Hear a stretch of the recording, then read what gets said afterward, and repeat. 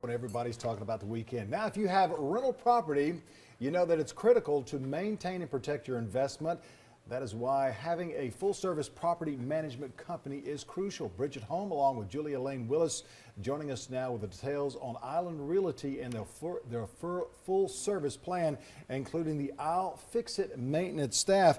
And ladies, what does a day in the life of an I'll Fix It staff person look like during a busy season? Well, it's crazy. It's never the same. Our techs come into the office first thing in the morning. They're going to pick up their schedule.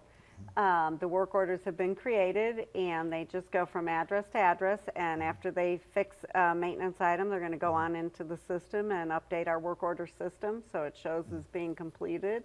But they can have a full day schedule, and that can change in a heartbeat. It sounds like it's very well organized.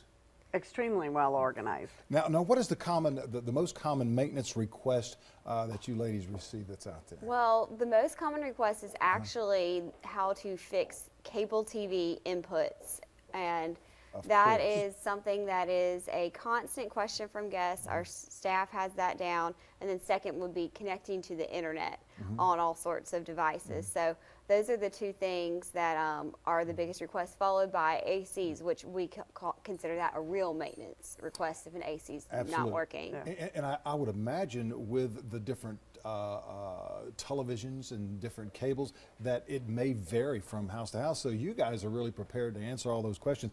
Can you tell me the most off-the-wall maintenance that has been requested for you guys? Oh gosh, this is a really funny story. So there were a family of raccoons that decided to inhabit one of the swimming pools at our properties, and a guest called and said, okay, we've seen a mama raccoon, we've seen a daddy raccoon all swimming in the pool. Well, it took about 3 weeks, and they caught all 7 of them, and they were removed from the premise. We've also caught lizards and removed those from the properties as well. So those are some of the most off-the-wall ones we've gotten with critters. Because we know that raccoons could be rabid, and you don't want to go out there and try to do it yourself. You need to get experts, and that's why they call you ladies. How do you respond to after-hour emergencies? Because that's a problem that some companies have a problem with, but evidently y'all don't. Oh no, we don't. We've got an on-call system for after hours, and we have a in-house maintenance that handles all of that. So the folks are just going to call after hours. It is set up to handle real emergencies such as water coming in or fires, but we end up handling, like Julia said earlier, you know, all their cable issues. They feel that's an emergency, so our after-hour on-call folks know all that as well. Yeah, especially when they got a couple kids that want to watch some television. It's an emergency. Oh, it's going to be an emergency.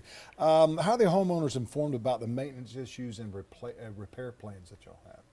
Well, they receive an email right away, email notification, because all our work orders are done in a computerized system. So as they go through the system, as they're created, the owner receives a copy on that. Some owners like a little more hands-on, so our IFI staff will contact them via telephone and walk through the issue with them. Now, do y'all perform proactive post and pre and post seasonal checks and so forth? You know, we sure do, and this year we've actually rolled out a brand new program for that. It's just going to be standardized, and we do it in between tenants, and we keep that home rent ready every week, year round. And what is the biggest maintenance investment that a person could invest into their home? That would be the air conditioning unit, especially down on the islands and anywhere in the low country. Heating and cooling is such a big expense when it comes to utility, and also something, like I mentioned, if it's not working, we're going to need to go out there and get those guests comfortable. So having a suiting auto cooling unit, and then the next thing would be to get ancillary insurance to cover those appliances, like American Home Shield.